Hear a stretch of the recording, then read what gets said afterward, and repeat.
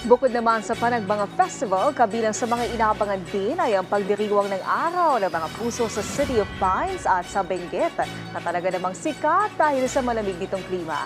At bukod sa mga fresh na bulaklak, abay may iba't ibang gimmick dito para hindi lang happy kundi maging healthy din ang celebration ng Valentine's Day.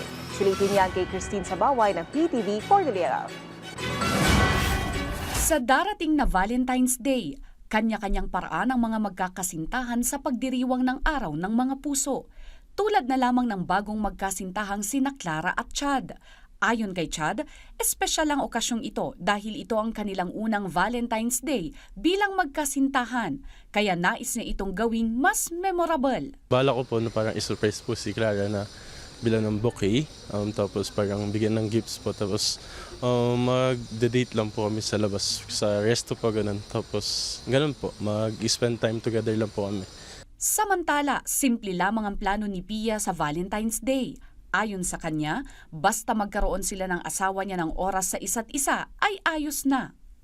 Usually, kami naman ng husband ko, hindi naman kami talagang very big into dates. Pero we make sure na Valentine's Day, kahit na hindi yung mismong day ng Valentine's, na magkaroon kami ng time for each other. So, lalabas lang, or at least kahit dun lang sa bahay, magkaroon ng movie night or something. Basta ang importante naman hindi yung maging engrande yung celebration or observation mo ng Valentine's Day. Mahigit isang linggo bago ang obserbasyon ng Araw ng Mga Puso, handa na ang iba't ibang alok para sa mga couples at lovers sa Baguio City at Benguet. Tulad na lamang ng isang 5-star mountain resort sa Baguio City na nag-aalok ng abot-kayang special discount sa accommodation, pati na rin ng Valentine's Lunch and Dinner Buffet. Well, para sa Valentine's Day, we have a special discounted rate para sa ating accommodation, no? And then, syempre, may setup yan ng medyo romantic na ambience para dun sa mga couples who wish to celebrate their Valentine's Day here at the club. At syempre, yung ating special na Valentine's Day lunch and dinner buffet. Kasi meron yung mga iba, ayaw nang sumabay, no, doon sa dinner rush, no? Kasi talagang pagka Valentine's Day, everybody takes it seriously. Bukod dito, tuwing nalalapit ang Valentine's Day, namamahagi rin ng Baguio City Health Services Office sa bawat barangay ng libreng contraceptives gaya ng kondom. Ito ay ipapamahagi sa tulong ng mga barangay. Ang contraceptive tulad ng kondom ay makakatulong upang makaiwas sa anumang sakit. Ginagawa namin dito sa barangay, pinaka-program namin pagka Valentine's Day, namimigay kami dito ng mga kondom sa mga hotels po namin. Para yan kung meron po sila mga customer, para na rin po sa family control, family planning. Yan po, bawat hotel po dito sa barangay, binibigyan po namin. Sa La Trinidad, Benguet, bilang pakikiisa sa Valentine's Day, isasagawa ang Totally Sensational Walk for the Heart.